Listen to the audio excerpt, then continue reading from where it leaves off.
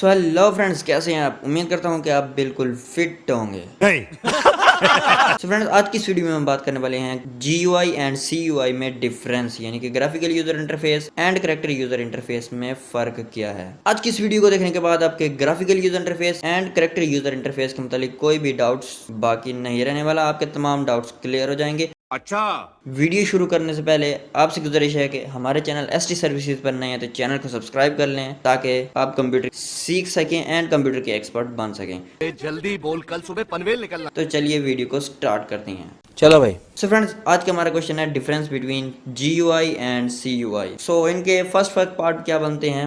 GUI stand for graphical user interface. GUI क्या होता है, ग्राफिकली यूजर इंटरफेस होता है, जैसे कि हम विंडोज़ में इस्तेमाल करते हैं, हम सामने दे सकते हैं डेस्कटॉप पर। इसका ग्राफिकल यूजर इंटरफेस होता है, इस पर हमें आइकॉन नज़र आती हैं, इसके हमें PNGs नज़र आती हैं, सॉफ्टवेयर के आइकॉन नज़र आती हैं, जिन पर हम क्लिक करके इनको डायरेक्ट एक्सेस कर सकते हैं।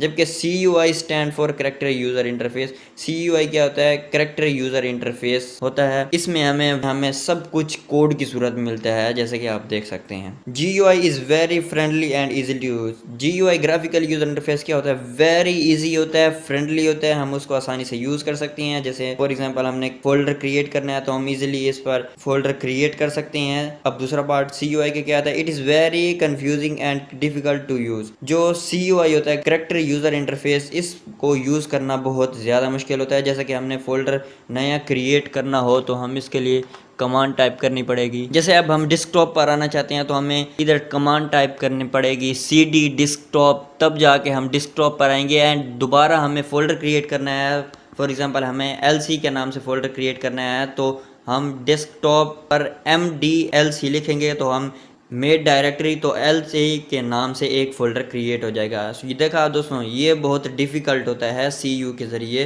हैंडल करना। नेक्स्ट पार्ट आता है दोस्तों हमारे पास, इन GUI more than one task can run at a time.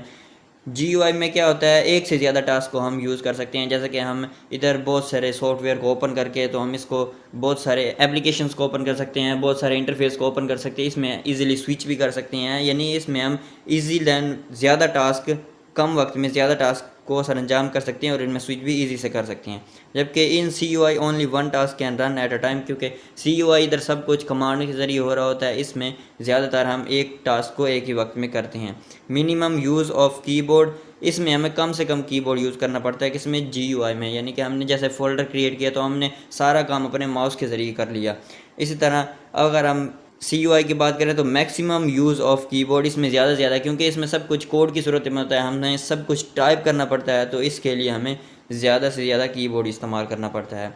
It required more memory, जो हमारे पास GUI होता है ये ज़्यादा मेमोरी लेता है, क्योंकि ये इसमें ज़्यादा इंस्टॉल होता है, तो इसकी विंडो लिनक्स वगैरह जो होगा वो ज़्यादा मेमोरी का होगा। 3 GB का तो इसका सेटअप होगा, तो इसके लिए ये ज़्यादा मेमोरी लेगा। इट रिक्वायर्ड लेस मेमोरी, इसमें सब कुछ कोड ऑलरेडी हमें करना पड़ेगा, इसमें ऑलरेडी बना बनाया कोड नहीं होगा, इसके लिए हमें कम मेमोरी दरकार होगी। एग्जाम्पल विंडोज लिनक्स वगैरह ये हमारे पास GUI हैं, जबकि MS DOS वगैरह ये हमारे पास CUI के एग्जाम्पल हैं। सो फ्रेंड्स, मैं उम्मीद करता हूँ कि आपको वीडियो अच्छी लगी होगी। वीडियो अच्छी लगी तो यार वीडियो को लाइक कर दो और चैनल बने तो चैनल को सब्सक्राइब कर दो। मिलते हैं किसी नेक्स्ट वीडियो में, तब तक keep learning and keep explore.